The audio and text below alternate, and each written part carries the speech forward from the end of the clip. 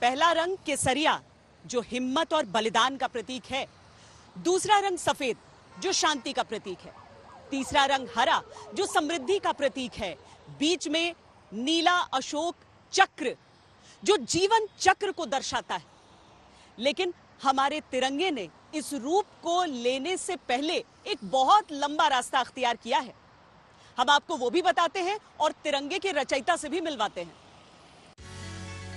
वर्तमान आंध्र प्रदेश में जन्मे वेंकैया महात्मा गांधी के अनुयायी थे। हीरे के उत्खनन के विशेषज्ञ थे, तो कभी उन्हें डायमंड वेंकैया भी कहा जाता था। कपास की खेती पर कई वर्ष शोध किया तो कृषि वैज्ञानिक या पट्टी वेंकैया भी कहे गए। Our tricolor represents our nation. It represents 130 crore Indians in the whole world. It stands as a symbol for our independent India. But one sad thing is, though 100 years have passed, it is 100 years since the flag was designed by Sri Pingali Venkaiah. Many people still do not know about Sri Pingali, about the architect of the tricolor. It is a very sad thing. And here, the brainchild of our beloved Prime Minister Modi ji, the Azadi Ka Amrit Mahotsav. Due to this, nowadays, many people, especially youth, they could know about something about life of Pingali Venkaiah, the sacrifices made by Pingali Venkaiah. स्वतंत्रता संग्राम के दौरान एक ऐसे ध्वज की आवश्यकता होती थी जिसमें देश की भावना निहित हो।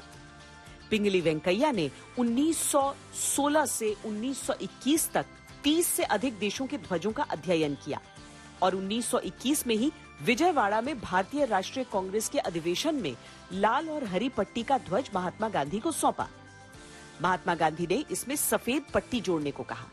साथ ही भारत की आत्मनिर्भरता का प्रतीक चरखा भी जोड़ा गया। इसे स्वराज ध्वज कहा गया। Basically, he was follower of Bhagavad Gita, and Bhagavad Gita says, "Do and never expect result."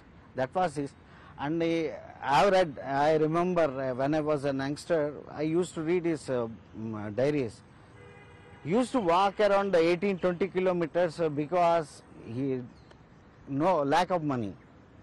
And of course, in the last period before he was dying, the dignitaries of Vijayawada city, they felicitated him and gave money, and they know that he will not take money, they gave it to his elder son.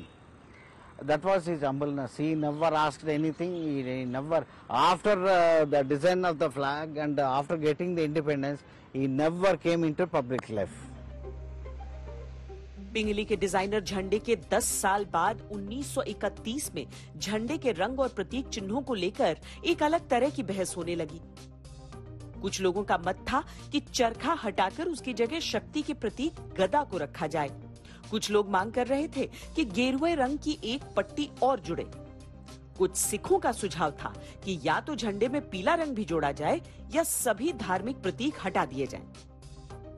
Congress working committee के सुझाव पर लाल की जगह केसरिया रंग कर दिया गया। इस तरह केसरिया और हरे के साथ सफेद पट्टी पर चरखे वाला तिरंगा तैयार हुआ। जुलाई 1947 में संविधान सभा के अंदर पिंगली वेंकैया के डिजाइन झंडे को राष्ट्रीय ध्वज कहा गया। कुछ समय बाद चरखे की जगह अशोक स्तंभ से लेकर नीले चक्र को रखा गया और तब से यही ध्वज भारत का राष्ट्रीय ध्वज है। इस झंडे को पहली बार देश की आजादी से कुछ दिनों पहले 22 जुलाई 1947 के दिन आधिकारिक तौर पर फहराया गया था।